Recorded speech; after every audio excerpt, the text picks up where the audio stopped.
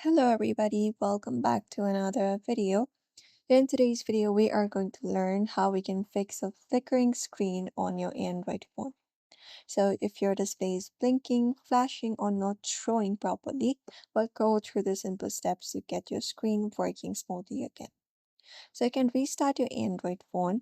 Look for the power button, hold it up, and once you hold it up, you should be finding an option called restart.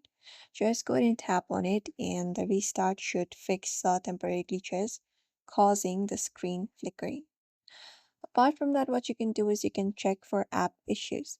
Sometimes a specific app can cause those kind of flickerings. So you can just go and look out for those apps. So let's say if uh, this app right here in my device is not working properly or it is causing issue, for example, CapCut, you may just long press on it and you should be finding an uninstall option on your screen. You can just go ahead and tap on that option right there and it should uninstall the app on your device. You can follow up the same process for other apps available.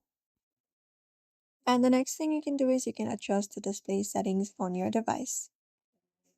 So you may just go over to your device's settings, tap on it, and from your settings, go over to display. Go ahead and tap on it again. And from display, you can just go ahead and look out for the option called adaptive brightness. And you can, if option is turned on, you can turn it off so that you won't be having that kind of issue. And you can even try changing the screen refresh rate if your phone supports it. Apart from that, if your phone has physical damage or water exposure, the flickering could be hardware related. In that case, you can visit an authorized service center for repair and also avoid using your phone while charging for non-original charges, as that can sometimes cause screen flickering. And that's it. That's it for today's guide.